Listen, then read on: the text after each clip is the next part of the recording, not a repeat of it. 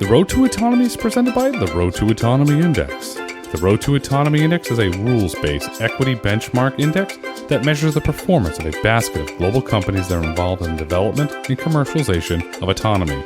Institutional investors and fund managers are watching megatrends that are shaping investment opportunities today. These megatrends are creating thematic investment ideas and opportunities for forward-thinking investors. We believe that one of the biggest megatrends today is autonomy. That's why we created the Road to Autonomy Index, the world's first and only pure-play index to track the thematic investment opportunity in autonomy. Follow the Road to Autonomy Index on your favorite finance app by simply typing in the ticker Autonomy. To learn more about the Road to Autonomy Index, visit roadtoautonomy.com/index. Hello and welcome to the Road to Autonomy. I'm your host, Grayson Brulte. On today's episode, we're absolutely honored to welcome back Matt McLelland, Vice President, Sustainability Innovation, Covenant Logistics. Matt, always great to have you here. Hey, thanks for having me on the show again. My second podcast. How often does that happen? It's a rarity, but we make an exception for you because you go on these great adventures all over the world, and I see on LinkedIn photos of the show with you in these great locations. So thanks for doing that. We really appreciate it. You got to save at least 2 or 3 minutes to talk about one or two of those because I feel like they have a lot to do with my position on sustainability and why I get really excited about doing what I do. Sounds good. As later on, we'll dive into your trips. I want to hear all about Manifest, and you saw you two with the Sphere. I can't wait to see fish, so I get your insights on that. But before we get into the fun stuff, let's get into the nuts and bolts here. I'm really, really curious. I've been studying the heavy-duty Class 8 market for a while. I've been studying the hydrogen trucks, the electric trucks. And Matt, I'm going to ask you this. Battery electric semi-trucks can weigh between 25 and 27,000 pounds. A diesel semi-truck weighs between 17 and 19,000 pounds. The extra 8 to 10,000 pounds of extra weight combined with limited range, in my opinion, limits the appeal of battery electric trucks because of the weight restrictions. With this in mind, how is Covenant approaching electric trucks? It's a great question. And I'm glad that this is kind of one of those long-form Joe Rogan type things because that is not like that 30-second sort of question that you can answer if this was like on a live television show. It's a great question. And I'll start with one thing that's really interesting. So one of our larger customers recently asked us about electrification, and they're really excited about putting a quote together and kind of doing a lane study. And after we were sort of about to get started on the work, I said, now, y'all are okay with the weight reduction, right? And they're like, what are you talking about?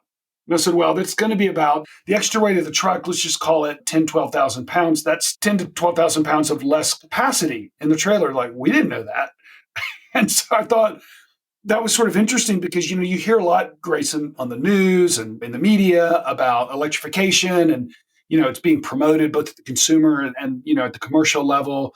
But I don't think everybody always understands that these things sort of come with a downside. So from our perspective, we try to max out a full 80,000 pounds, you know, between the truck and the trailer and the weight of the cargo that's inside. With a battery electric truck, there's a 2,000 pound exemption. So you can go up to 82,000 pounds, which is fine if you're carrying potato chips and other types of things that might not weigh a lot. But if you're hauling water or paper, or if you're like our friends over at Pepsi and you're hauling soda and water, the extra weight of a battery electric truck is very real. And it is something that you have to factor into. So to answer your question, as Covenant is thinking about it every time it comes up with the customer, that's now the first question that we ask. Actually, it's the second question we ask. The first question is, where do you want to electrify? Because we have to do a little bit of research into the part of the country where that location is to see if there's enough power going to the place that we need to electrify. The second question then becomes about weight.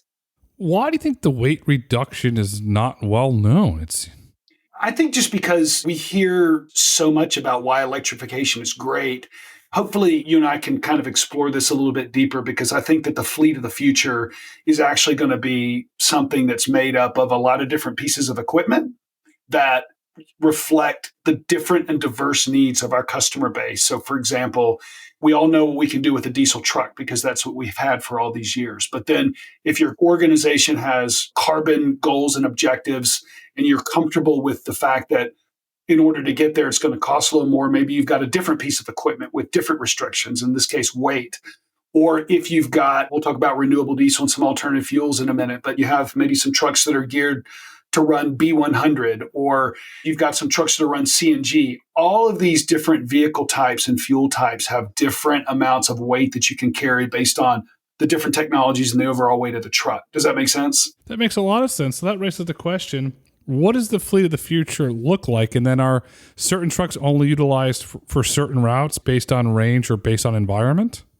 Yeah, remember, I look at the world through the eyes of a for-hire carrier, right? So if your listeners out there are last final mile people or box trucks, what I'm about to say might be different from what their experience is. But for us, long haul, over the road, expedited delivery, that's kind of the way that I look at the world. And so I think that for decades, Grayson, we've all had diesel trucks that for the most part are configured identically. They all weigh the same. They all have about the same range, right? Because they're running the same type of fuel that you can get at fuel stops all across the country. And that makes it tremendously easy to price, to maintain, to buy. And that just sort of traditionally has made our job relatively straightforward. Now we're entering this world of different fuel types and different requirements from the customer based on sustainability initiatives. And we've got to build these fleets out to be different. So we might actually have 4 or 5 different types of solutions a few years from now, mandated mostly because of customers, but really we can peel the layers back on this a little bit. Regulatory, especially with the CARB, ACT, ACF rules that are going on in California, that's going to also dictate the way the fleet of the future looks like. So again, different trucks, different needs, different customers, different carbon, and also different technologies, because your podcast is called The Road to Autonomy. So an autonomous truck could also be in that mix as well, because there are sustainability benefits for those as well. There's a lot of sustainability benefits for that. We'll get in carbon in a second here, but you're right. This is all being driven by regulatory, but I'm an economics geek. Battery electric semi-trucks cost roughly 50% more than traditional semi-trucks. The Fed fund interest rate is at 5.33%. Across the board, companies are cutting jobs. We're in an uncertain economic environment. Certain economists are putting 25% chance of recession this year. With that backdrop, how would the fleets expected to pay for the battery electric trucks? We already talked about the weight issue, so you've reduced load, a 50% increase. How do they pay for it? That, my friend, is a great question. And I think, remember, I look at the world as a for-hire fleet. If you were to have some of my good friends at some of the private fleets, like Pepsi and US Foods, Cisco, they would answer this question very differently. So let's start with me, right? So for us, it takes a customer willing to pay that premium. You mentioned 50%. To put it in a little bit more context, a sleeper cab, a diesel sleeper cab with aluminum wheels and configured in the way we usually configure trucks is about, I'm going to give you a range because I can't tell you exactly what it is just because of our pricing deals, but it can be anywhere between $130,000 and say $145,000. A battery electric truck is north of $380,000, even into the 400s. So we're talking about a significantly more expensive asset. And that's even before you plug it in and light it up somewhere. So where is that money going to come from? I think for a long time, we've talked about grant incentives and at the federal level and at the state level, but those have started to run out, and those really aren't sustainable over time. Those are enough to kind of get your feet wet, but they're certainly not enough for you to grow a fleet to any significant size. And so really it's going to take shippers willing to sort of pay that premium. If you're on the private fleet side, it's a little bit easier. If your leadership, if your CFO, board of directors, CEO has committed to being carbon neutral by say 2030 or 2040, and you're able to make those CapEx investments in your fleet and absorb those costs through increasing the price of your goods and services, then you can do that, right? Because you control that ecosystem, right? You've got the mandate, but you've also got to be the company that writes that check and buys and maintains that asset. For us on the for-hire side, we don't really have that luxury. So I'll kind of end with this, Grayson. We're often asked, what are your sustainability initiatives? And of course, the standard answer is, we know we have an impact on the environment. We want to do everything we can to minimize that. But we also can't go out of business, by buying assets and making a commitment to be carbon free by a certain date, committing a certain percentage of our fleet to be carbon neutral if we're never going to be able to have a customer pay for it. That raises the question around hybrids. We're seeing it on passenger vehicles, and I know you're in the Class 8 business, but Ford reported a 20% increase of hybrid sales in 2023, and they are publicly projecting in their earnings that a 40% increase in 2024 as their EV sales slow down dramatically. Where's the hybrid solution for Class 8? There's a demand on the consumer side. It's a lot more cost effective from a pricing standpoint. Where's the demand on the Class 8? Where's the hybrid truck? So another great example of, gosh, I wish there was a simple answer to that. So I'll put it like this. I'm working on our sustainability report right now. And my president CEO asked me to come meet with him a few days ago to kind of give him an update on it. And I said, you know what? The theme of this report is what I call singles, doubles, and triples. Everybody wants a home run. And I think even you and I, just in some of our personal conversations, have talked about, don't let perfection get in the way of innovation. And obviously, I wish I could say I coined that, but I didn't. Somebody much smarter than I did. But the idea here is that zero emission vehicles are the holy grail, right? That's what California wants us to achieve. That's what is baked into a lot of the CARB initiatives.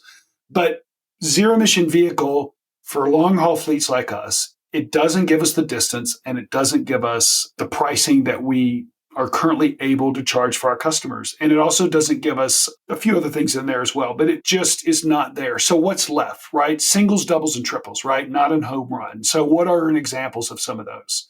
I think that we've all picked low-hanging fruit, right? We've all maxed out MPG with trailer skirts and efficiencies with the engine. Like we all kind of have done that. So what's next?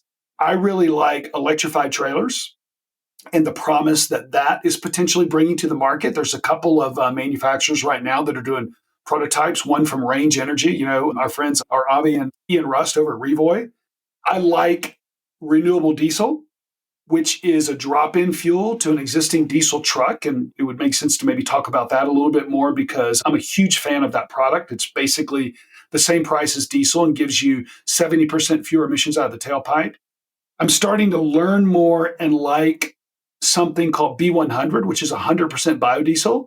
So that's a modification that you can make to a truck. There's a company, I think Optimus Technologies, that has, I think Pepsi has 300 of those trucks deployed throughout their fleet. So as long as you can get your hands on B100, that's almost an immediate benefit out of the tailpipe without having to substantially change the way you configure your trucks. It's a bolt-on product that you can put on and can take it off when that truck has reached the end of its life cycle.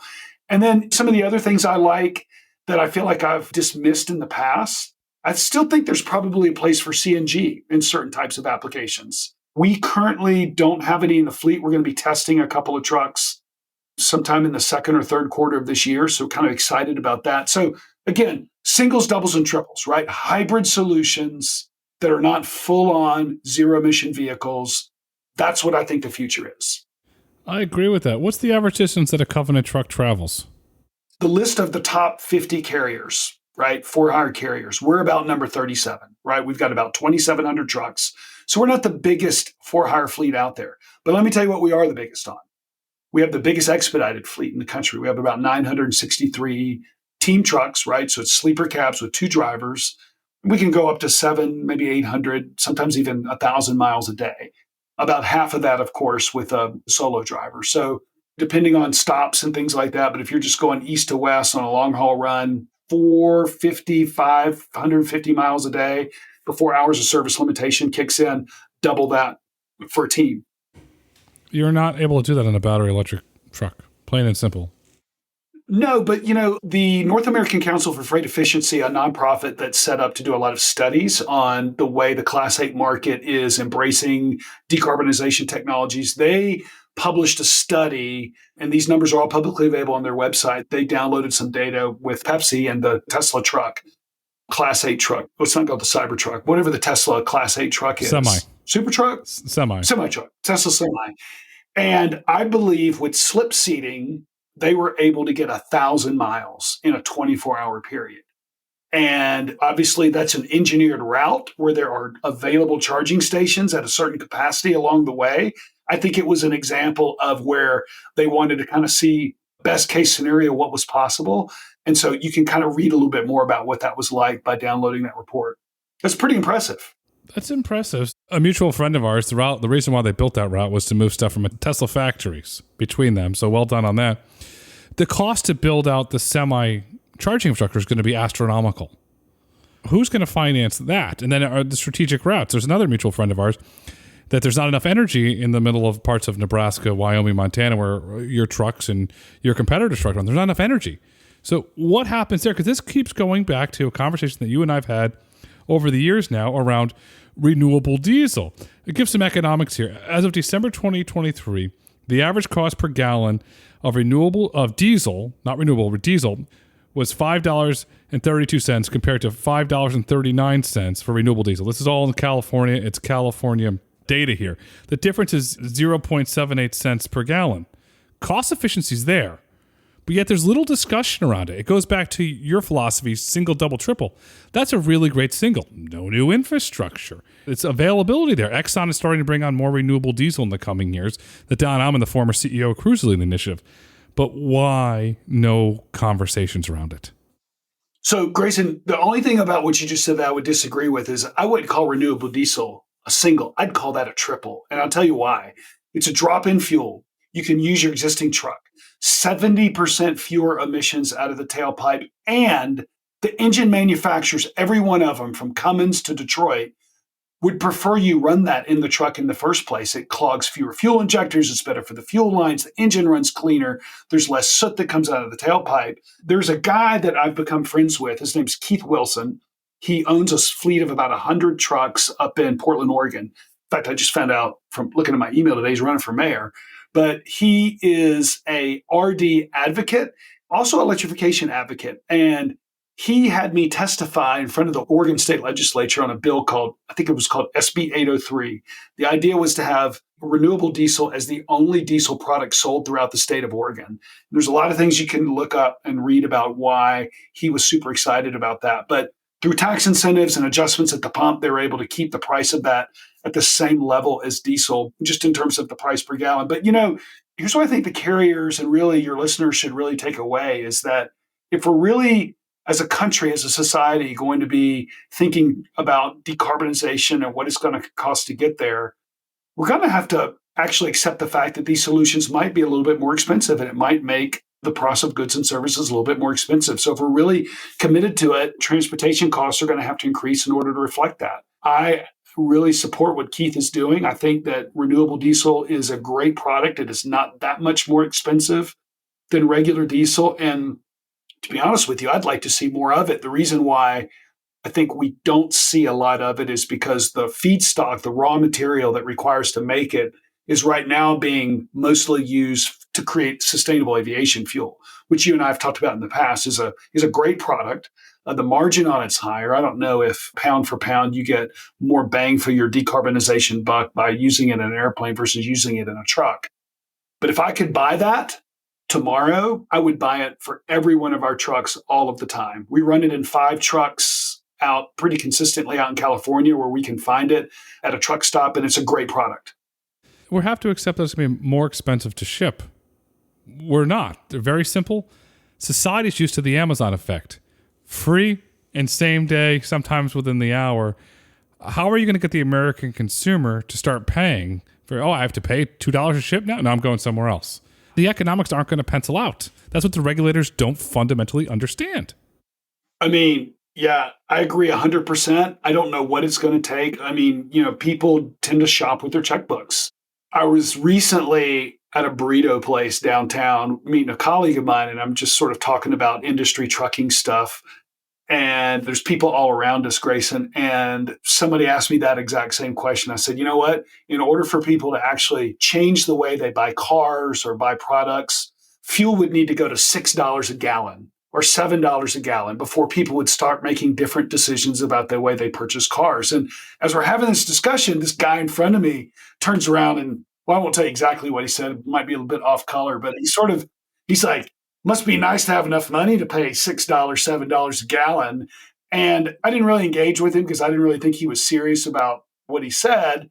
Because if he was serious about what he said, my comment was exactly correct. It's going to take a higher price in order for consumers to actually start making different decisions. So I think the sooner we sort of it's kind of like that expression, people want to eat sausage, they just don't want to know how it's made. It's just a general misinformation in the public. So again, from a sustainability perspective, I just think if we're going to be meeting these goals and objectives that we all talk about, we're going to have to accept the fact that transportation is going to cost more. Raw materials for the types of goods and services that we like are going to cost more. There's just a lot of things are going to have to change. You know what this is doing? I'll tell you point blank that this push towards battery electric trucks, the CARB regulations in California, it's inadvertently opened the door to autonomous trucking simply because the economics. What do you think about that? So that's so funny that you mentioned that. I was just at Manifest, right, which is this large logistics conference. It was out in Las Vegas. So for 3 days, I was with 5,000 shippers, carriers, investors, people in the VC community, startups, people making products. And what was really interesting and kind of, I guess, a theme of what we were all talking about was this is a really exciting time to be in transportation. There's a lot of good solutions out there. The ability for shippers and carriers to start having better conversations about what we can be doing together to solve some of those problems are all starting to take off at a level that they just haven't had before. It was just really interesting to finally, what I feel like we're at this tipping point where regulation, customer demands, technology being possible to start providing some of these solutions. So to get back to your question about autonomy, shippers and carriers were having conversations, and at the end of the day, one of the shippers looked at me and said, Matt, I don't really care how goods and services get there. I don't care if a squirrel's driving the truck, if a computer's driving the truck, or if a driver's driving the truck. I just want my stuff there. And she was right. What difference does it make? So it all comes down to unit economics. It all comes down to these crazy spreadsheets that we put together that have all the variables that take place with what's involved with getting something from point A to point B. With autonomous, there's going to be a lot more things that are going to be harder to juggle. And right now, we could almost have an entire session, maybe get your buddy James Reed, from one of your previous podcasts, and Don Burnett and Sterling from Aurora, and just sort of have a conversation about economics, because you've got the price of the truck, which is going to be more expensive than just a regular diesel truck because of all the tech that it's got on it. But then you've got all of these jobs that have to get spun up around it in order to make this stuff possible. Refueling, breakdown, launching, landing, the cost of enhanced trailer inspections, and kind of what a little bit of a fiasco that is. So you put all that in a spreadsheet, you shake it up, and the cost per mile that comes out ultimately is kind of what this is all about. And as you and I both agree, I think that those prices are going to be lower. The customer doesn't care how it gets there. So it really all becomes about the unit economics of the whole thing. Yeah. There's a great world-renowned investor. He writes a great letter, Howard Marks from Oaktree Capital. Our listeners, I highly recommend Howard's investment letters.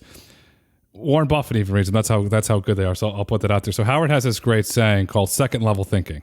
And I'm going to give you some second level thinking from what you described there. You have certain politicians, mostly on the Democratic side of the aisle, that are pushing all sustainability initiatives, all the battery electric truck initiatives, pushing through the CARB initiatives. One of their largest supporters of voting base is organized labor, the Teamsters. Teamsters are coming out against autonomous trucking because they want to protect the status quo. Do we have a divide in the future where the certain Democratic politicians are pushing all the battery electric? It's actually going to end up hurting their largest base Teamsters because all the companies are going to switch to autonomy. We've got a really interesting cluster going on here politically. Yeah, I think it kind of goes back to just misinformation, which I think is probably one of the biggest problems between the right and the left in the first place, is that people talk past each other and they really don't understand what the other person is saying. But I really think that Teamsters don't understand that jobs aren't going to go away. They're just going to be shifted around. And to be honest with you, I know this sounds like one of these rehearsed AV talking points that you and I, given the frequency that we talk about these things, kind of come up, but you're going to have a better job than you have today. And you're probably going to have a higher paying job, and one that probably allows you to go home at night and to be a baseball coach for your kid's baseball team, and to have dinner with your family, and to go to your kid's soccer practice, and all of that other stuff. And so I think that if some of these Teamsters really understood and could see what the future looked like. Grayson, similarly, I'm not sure Bill Gates understood this was what was happening back in the days of Microsoft Office, right? When Microsoft Excel was first invented. But do you know how many accounting jobs got displaced because of the ease that Excel allowed for people to do what tradition, a spreadsheet, to be able to track, cash flow and balance sheets and all this stuff. I think you probably significantly changed the way accounting departments operated, but you didn't see a bunch of people get fired. You just saw them move around to more strategic locations. And so I think the same thing is going to be true with autonomy. I think that it's just going to shift around, and it's just misinformation. I don't know. What is your thought on that? There's a lot of misinformation. I watched an interview. John Stossel did an interview. Alex Roy actually was part of the interview, and they interviewed a Teamster. And he said, look at our... I love John Stossel. I love his stuff. He's great. He's straight to the point. He said, and the Teamster said, look at our badge. Horses, cars. He goes, technology changes, Teamsters adapt, but not this. This is the line in the sand. And Stossel pushed him. Why? Because it doesn't require a driver. And he said, well, what about all the other jobs that are going to be created in the ecosystem? That's not the point. And then he kept pushing him. It is the point, but that he caught him there because it is going to create more jobs. We don't know. Every new invention creates jobs. Remember, the cell phones came out, or the elevators. All the jobs that it was going to displace. What did it do? It ended up creating jobs, and I believe autonomy will create an ecosystem, which will eventually lead to an economy, which I'm calling the autonomy economy. That's love it. Thank you. Is where we are going. It's going to create jobs. And if you want to be a professional driver today, you can retire a professional driver tomorrow. There's going to be both jobs available. As autonomy scales, when do we get to the point where a carrier decides, I'm going to launch a dedicated autonomous trucking fleet? They cut a licensing deal with Kodiak or Aurora, and they start running their own service and charging a pay-per-mile fleet. When does that come? Because that kind of goes back to your analogy around Excel. All these accounting firms were built to teach you how to use Excel. Then, lo and behold, out of that came Intuit QuickBooks, and that changed accounting forever. The same moment could happen here. It's going to take, I think that for the carriers to really have the ROI benefit from these things, it's not going to be just from 5 trucks or 10 trucks. It's really going to be from more like 100 trucks. And of course, if Don Burnett and Sterling and Chris and Aurora and our friends at Torque are listening to this podcast right now, they probably would rather me say thousands of trucks, right? Because that's kind of where the economics and the payback for this investment is going to come from. But it's going to take a lot, because I think where the profit is going to come from is significantly streamlined operations, more competitive prices for expedited product. I mean, you already mentioned Amazon and everybody's expectation that they want things tomorrow. I think that from a sustainability perspective, again, because that's what I really get excited about with my job, and we're going to talk about some of the outdoor stuff that makes me excited about this later. But I think that the more things that we can take away from air freight and put it on to autonomous trucks, and the more efficient, cost-effective way that those will be able to run fully loaded, east to west, back and forth, just like a train, but 4, 5, 6, whatever it is, 10 times faster than a rail. And keeping it out of the air and all the expedited sort of cost and congestion that comes with air transportation. I just think that it's just going to be a great fit for not just the carriers, but for our country and for customers. And so it's going to have a lot of really expensive upfront costs. And the early adopters are probably going to be some of the companies that are kind of paying that price, not just in lessons learned, but also in that initial investment. And one of the things I get really excited about, Grayson, as I'm working with some of the other fleets, I call them my frenemies, right? So I'll work with the biggest people that we can beat against in order to get a lot of consensus with these big decisions that we have to make about drop yards, about refueling, about what's the best way for all of us to handle the way a flat tire works, a breakdown, or lobbying Congress or our legislatures in order to get some of these bills changed to make it more autonomous friendly. We're all going to have to work together to make it happen. It is the future of where things are going. I don't want to steal away from your show, but the future, what is it? The future is, what is it you always say? The future is bright. Now. The future is bright. The future is autonomous. Yes, exactly. That's one of my favorite parts of your podcast. I love hearing you say that at the end. Thank you. Thank you. You're making my day here. It is true. And it is coming. So you mentioned rail. Let's get into intermodal here for a minute. How do you see autonomous trucks and intermodal working together? Do you see them complementing each other, or where do you see that going? I think they're definitely competing against each other. Let's don't try to sweep too much under the rug.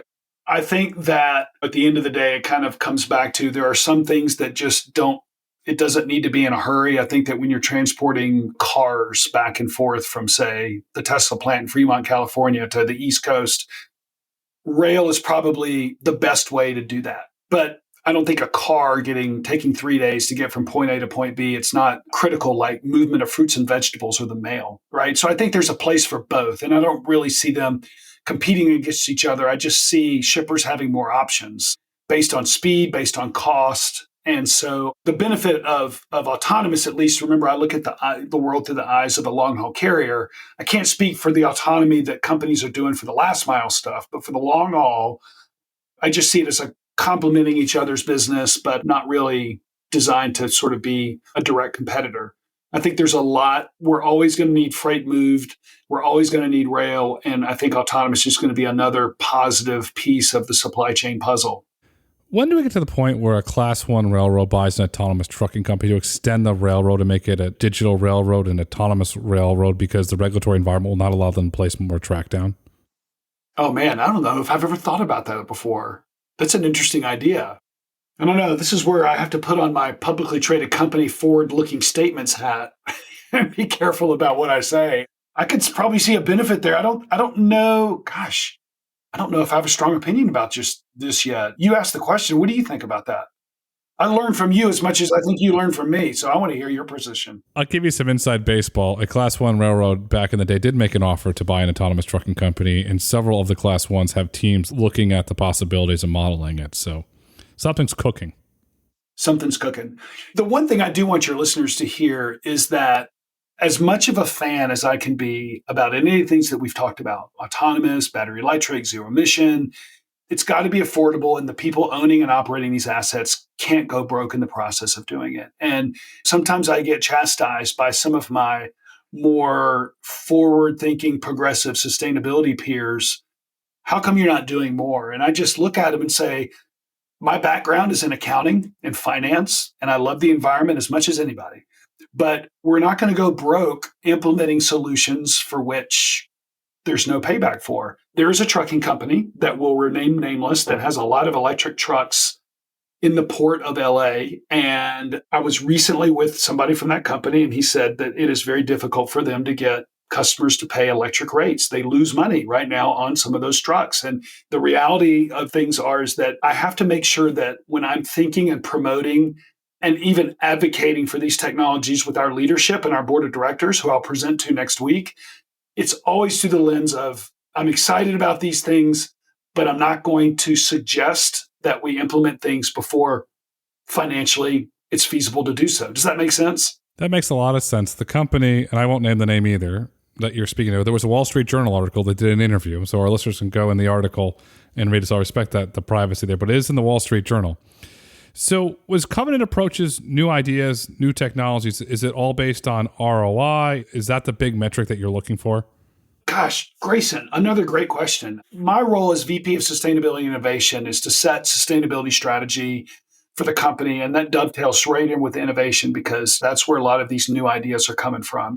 Some of the things we've talked about already, renewable diesel, B100, direct carbon capture with kind of startup projects from companies like Remora. These are all things that we can get really excited about as part of the future of what our industry look like.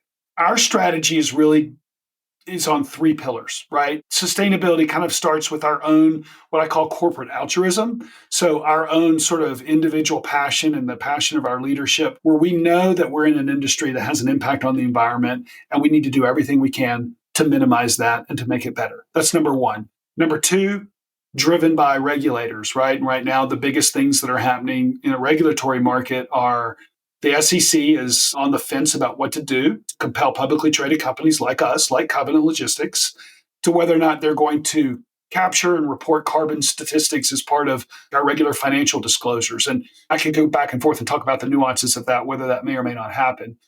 At the state level, SB 253 and 261 just got passed, where if you're over $1 billion a year and you do business in California, you've got to capture and disclose scope 1, 2, and 3. So number one, altruism. Number two, regulatory. And number three, customers, right? What are our customers asking us to do? Grayson, I was recently asked, if we didn't have regulatory, if we didn't have customers, if we didn't have an altruism, would we just keep driving diesel trucks? The answer is, I think that like everything in life, we figure out better ways to do things. And so if you look at a history of the diesel trucking industry, our engine technology, without being regulated to do so, has just gotten better over time. It's gotten better not just in MPG and cost savings with less fuel, which indirectly have savings with emissions, but also more attention to particulate matter, more attention to DPF filters and regens and some of these things that allow you to have significantly better engines and engine emission technology than you had 20 years ago. So our strategy at Covenant is driven on those three pillars. I think we would be doing more if we weren't required to do so, but we are being required to do so, and that's just accelerating it. So I know that's kind of a long answer, but my job in a strategy position is to tell our leadership and tell our board of directors what's possible, what financially makes sense, what are our customers asking us for, and how quickly do we have to start adopting some of these things because of the regulatory requirements. As I said this earlier, the regulatory environment is just driving everything towards autonomy because of the cost efficiencies, and with your finance background, you get that. What's Covenant's autonomous trucking strategy?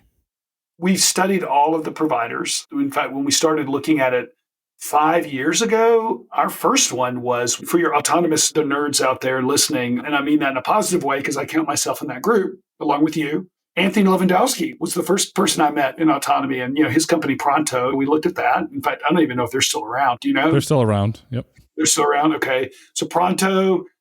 Again, Kodiak, Waymo, Torque, Too Simple, Aurora, Wabi. There's a new one called Stacked AV that just kind of came onto the scene. So I've looked at all of them for whatever reason, which we won't go into, but we've selected two of those to partner with, not because we necessarily feel like they're better, although on some level we do, but we also feel like they're more in alignment with kind of where our risk tolerance is. But, we've partnered with Torque and Aurora.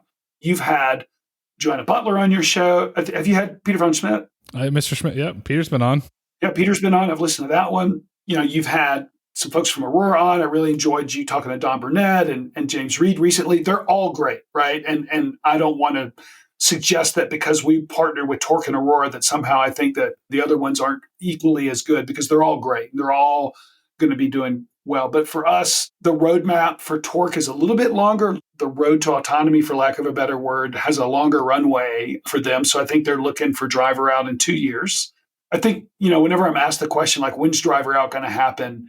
I feel like that's changing all the time from all the different providers. I'm like, well, last week, I think it was the end of Q2 of this year, but now it's going to be Q4. So that's kind of always a little bit of a moving target. But I believe Kodiak has plans for later this year. Is that right?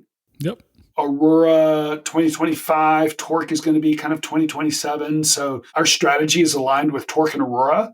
And so we're sort of looking at that. We're currently identifying lanes that might work well so that we can work with these folks to help run real freight, get revenue from it, build data and information to sort of make things safer and more affordable. So yeah, we're really exciting. It's still being developed. There are a lot of carriers out there that are running autonomous freight right now on behalf of the companies that are making these trucks. It's very public, I think. Well, I got to be careful. I don't know who is public and who's not, but I do know that there's at least 6 fleets that I can think of off the top of my head that have. It's one thing for me to say, it's another thing for you since you're in the media and I'm not. But so that's kind of our strategy right now. We're just playing the long game. Long game is the right game. There are multiple fleets. I won't name names here, but there are multiple fleets. I will say to our listeners, a lot of it is publicly disclosed in SEC documents. They're all publicly searchable. And over time, I will start revealing names, but for now, they're in SEC documents. You mentioned you're picking lanes. Let me say one more thing about that. One of the reasons why I think it's important to note to your audience why some of these fleets are hesitant is that if carrier XYZ is pulling a trailer from, let's just say Walmart or Target or Coca-Cola, and it's an autonomous truck in it, these brands are sensitive about the perception that the driving public might have of their brands if there's a carrier without a driver in it pulling their truck. So I think that from what I understand, some of the initial loads that are going to be pulled will be blank trailers with no branding on them at all, just because a lot of the shippers are very careful about the way that perception is right now in the early. Is that kind of what you're seeing? You are correct on that, yes. Let's call Acme Shipping or no-name shipping. Fill in your favorite acronym there, but you are right there. What is your risk tolerance? You mentioned when you interview the companies, you kick the tires, you go for rides, that Covenant has a risk tolerance. What's the risk tolerance? The risk tolerance on one level is a financial risk tolerance, right? Like we have to make sure that as an early adopter that the financing of this makes sense, and we have to look out for our shareholders and shareholder equity. So I think that's probably the first thing. I think the second thing is there's just a lot of safety issues that we just don't know about yet. It would be great to sort of have a conversation about what I'm about to say 6 months from now. But I was recently privy to sitting with one of the autonomous companies, and we were having a conversation about safety. And they said, let us show you something. And so we looked at 5 individual situations where an accident was avoided because of the autonomous software. So there was a driver, there was a safety driver with hands just hovering right off the wheel. You could see that in one camera angle. And then a vehicle swerved so quickly in front of that truck. What the truck did to respond to that autonomously happened so quickly and so precisely in a way that they don't think that that human driver would have had a similar response to. And I said, I wish y'all could show that. I wish you could put that on a YouTube clip and put it out there, because I think that would be probably the first step to convincing the general public that this is going to be ultimately a much safer way to do things. So, your question about risk tolerance is that we're still waiting for some of those safety cases to become a little bit more obvious, so that as we talk to our shareholders, talk to our customers, talk to our shippers about these things, that they're much more comfortable with where things are. Smart. Shareholders matter. So thank you for highlighting shareholders. Shareholders matter. Waymo recently put out a brilliant video from San Francisco where the Waymo vehicle pulled to the side with a fire truck. And I want to highlight Waymo. Job well done on that. Not only did Waymo do a really good job putting that video up, the San Francisco Fire Department came out and endorsed the video and said all drivers should behave like this. So San Francisco Fire Department, thank you. Waymo, thanks for doing the right thing and making it public. So Covenant's public with Torque and you're public with Aurora. Lanes. Lee White and I, a mutual friend of ours, talk all about lanes. Hey, Lee White, if you're listening, you're one of our favorite people. Lee, you're the Lee man. White's great. You're the man. You can edit that part out, but I love Lee White. He's a great guy. I just saw him at Manifest. No, we're leaving that part in. Lee knows more about the economics of lanes than anybody I've ever met. How are you picking the lanes, one, and are you picking Lee's brain when it comes to picking the lanes? I will tell you that I don't really understand Dallas to Houston. That seems to be the lane that everybody wants to automate right now. I think that's just because it's in the right state, and those are places that have easy drop yards in order to do your start and your end with. But we provided a lot of lane density information to Torque recently so that they could start looking at kind of where our consistent traffic patterns were, where their infrastructure was, to try to come up with a match to see if there was lanes that would make sense for us to work together on. I think that initially, Grayson, be interesting to get your take on this, that for the smaller fleets like us, right? So people like Schneider and Werner, they have drop yards everywhere. Not everybody has that. So I think that the AV OEMs are going to have to make some kind of investment in a drop yard in places that are fairly ubiquitous, maybe that'll be open to the public. I think that partnership between Daimler and what is it called, Green Tech or Greenfield, it's the idea of a charging station and a truck stop and parking and autonomous launching and landing kind of all wrapped up in one sort of thing will be kind of available. But I think that it's going to take those types of investments in the right lanes where all of us show consistent density in parts of the country from a weather perspective that makes sense. So it's not going to be along I-80. It's probably going to be somewhere in the southwestern United States. And it's going to be those locations and those lanes that we're all going to start on first. Southwest I get, but I've been advocating for this, and the engineers tell me that's possible. The second fastest growing port in terms of volume in the United States is the Port of Savannah. Number one port's Port of Baltimore. We're not going to get into Maryland for the weather and the political regulatory environment. Port of Savannah. And then you have Macon, Georgia, the inland port. To me, why are we not focusing there when the volume is only picking up? So I forget where Georgia is with their position on autonomy. I do know from having driven down that way that there's a lot of congestion down that way. I don't know what the deal is with 95 and 75 and some of those major interstate systems that go through there. But I just recently went down to Savannah to meet a friend of mine for a long weekend, and I just remember getting stuck in traffic, in Atlanta. And I just think those heavy congested areas might be a little bit of a turnoff. Southwestern United States, you don't really have as much of that. But you're right. Yeah, we are going to have to figure that out. I think the one thing that your listeners, if they don't already know this, is that autonomy is not one size fits all for all lanes. There are some places that, like you pointed out in Maryland, it just doesn't make sense. It doesn't make sense on I-80 where there's often wind and snow and some significant weather conditions that would sort of make that impractical. So I think we'll start out with the southwestern United States. We'll grow from there over time. I would like to see in the bigger picture, in the longer term, maybe autonomy takes more trucks off the road because it's a more efficient, quicker way to deliver things. And so from a congestion perspective, we just don't need to have as many trucks moving the same amount of freight as it needs today. And that's good for the environment, which ties into your sustainability goals.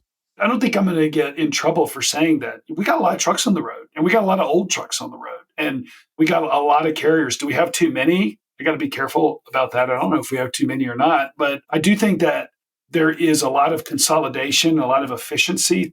Some of it will be through autonomy that we haven't realized yet. And so hopefully that will be one of the unintended outcomes of a fully operation autonomy economy. The autonomy economy is coming. Matt, in your opinion, what is the future of the trucking industry? I kind of touched on it a little bit earlier. I think that it's going to be for-hire carriers are going to have a hybrid fleet. It's not going to be one size fits all. It's not going to be a diesel truck with a 250-gallon gas tank and a sleeper cab and hours of service of X. I think it's going to be a fleet that's going to have some diesel. It's going to have some CNG. It's going to have some battery electric. It's going to have some hydrogen ICE. It's probably going to have a hydrogen fuel cell. So it's going to make the maintenance departments, and one of my closest friends at Covenant is a guy named Dan Porterfield who he's the SVP of maintenance. And I think that sometimes he hates me and sometimes he loves me. He hates me in the sense that the idea of introducing more complexity into this machine that he runs day in and day out is the last thing that he needs in any given day. But I think he also accepts the fact that it is going to take different needs, different fuel types, different sustainability requirements from our customers that all kind of translate into a mixed fleet, a diverse fleet of a lot of different products. And maybe, a fleet like Covenant just says, you know what, we can't be all things to all people. So we're going to have diesel, electric, and hydrogen fuel cell. And that's just what we're going to focus on. And maybe another fleet becomes a B100 fleet that they're experts in. And maybe, another fleet, there's, what's his name down in Austin, Texas, that has AI fleet. Maybe he just focuses on a certain type of thing. So, yeah, that's kind of what I see the future of the industry being. I also am looking forward to, it makes me really excited every time I go to these conferences to see a younger generation getting into the industry and kind of being corporate truckers, but also professional drivers. So it's just exciting to see the growth of the industry. It's exciting to see. Before we wrap, I got to ask you, 6 a.m., you go and you hike Red Rocks, then you go to panel, and then at night you go see U2 at the Sphere, and in the middle you went to this little conference called Manifest. What did you think of Manifest? I thought Manifest was great. Pam and her group at Connective do a great job of growing that event every year. I think what I love most about a conference like that, my son actually wrote a college essay, and it was on what he called planned happenstance. And it's kind of a longer story as to why that was relevant to his essay. But the idea was that getting the right people in the right place is the first step. And then all those kind of random conversations that you could just never anticipate that just end up happening is kind of the happenstance piece of that. So it was a great place for 5,000 shippers, investors, carriers, vendors to all get together. I had more random conversations with people that I could have never planned for. That was just fantastic. I have a love-hate relationship with Vegas. Vegas, some people love it. They love gamble. They love shows. To me, it's not really my bag. I like food, but I don't like to gamble. But when Andrew Smith from Outrider invited me to hop in a van and go with him and some members of his team out to Red Rocks at 6:00 in the morning to scramble up the side of a mountain, slap it, take a picture, and then run back down and then be back at Manifest and be there for breakfast, I couldn't pass that up. In fact, we had such a good time, we did it twice. I'll say one more thing about that because, you sort of alluded to trips and some interesting things that I do. I climb mountains and fly hang gliders and ski a lot and do a lot of really interesting things. But what I love about sustainability, Grayson, what I love about my job is that I know, and I think anybody listening out there can agree, that corporations have an impact on the environment. And when you can enjoy the outdoors like I do, I get to go to work every day and try to make a positive impact. And global warming and climate change and none of that stuff really factors into it. For me, it's selfish. the cleaner the environment is, the better our air quality, the better my playground is. And so I just think that we sometimes make it too complicated. There are a lot of great reasons to want to be sustainable that don't necessarily have to do with the apocalyptic stuff that you hear about on television. Take your kid on a bike ride, go climb a mountain, take your next vacation at a national park, be an advocate for the outdoors. And have an experience. When you're on those journeys, follow Matt's lead, listen to the Road to Autonomy podcast. We always appreciate the photos, Matt. Keeping coming. As we look to wrap up this insightful conversation, what would you like our listeners to take away with them today? One thing about what you just said, remember, I was hiking a 112-mile trail in Chamonix, France, and Italy this summer, and listening to a podcast, because as much as I love my wife, we can't have a conversation for 12 hours in a row while we're talking. So remember, I took a picture of you and Lee White on a podcast next to like some sign in Chamonix. So there's a lot going on in our industry right now. Make sure to try to be informed. Listen to this podcast. There's great content from everything from freight waves to transport topics to just a host of other interesting sources for news in our industry. And I would just encourage everybody that is listening to this podcast to be as informed as possible. Listen to podcasts like this and have conversations with people over coffee or a meal. And I just think that, Grayson, one of the things I like about hanging out with you is that when we get together, we can talk about work for about 60% of the time. And then about 40% of the time, we talk about stuff not related. Yeah, it's just a great industry to be in. Thank you. I enjoy our conversations, and we were in Austin. We had Gus's fried chicken and beer, and that was really good. Got to give a shout out to the team at Freight Waves. Watch Dooner's What the Truck. Matt co-hosts it from time to time. It's a wonderful show. Matt does a great job when he co-hosts it with Dooner. Dooner, can't wait to have you back on the pod again soon, sir. The future is bright. The future is autonomous. The future is autonomous trucking. Matt, thank you so much for coming on the Road to Autonomy. Hey, thanks for having me. If you've enjoyed listening, please kindly rate, review, and subscribe on your favorite podcast platform. Want to get in touch? Follow us on Twitter, Instagram, and YouTube at Road to Autonomy, or email podcast@roadtoautonomy.com. The Road to Autonomy podcast is produced by the Road to Autonomy LLC. The views and opinions expressed in the Road to Autonomy podcast do not necessarily reflect those views of the Road to Autonomy, its subsidiaries, its shareholders, directors, investors, or partners. The content discussed on this podcast is for informational purposes only and should not be taken as legal, investment, tax, or business advice. Nothing is a recommendation that you purchase, sell, or hold any security or other investment, or that you pursue any investment style or strategy. The content of this podcast is presented on an as-is basis with no warranties, express or implied, of any kind. Financial mentions about companies in the Road to Autonomy Index and discussions about the Road to Autonomy Indexes are for informational purposes only and should not be relied upon when making any investment decision. Furthermore, an inclusion of security within the Road to Autonomy Index is not a recommendation by the Road to Autonomy Indices LLC to buy, sell, or hold that such security, nor is it considered to be investment advice.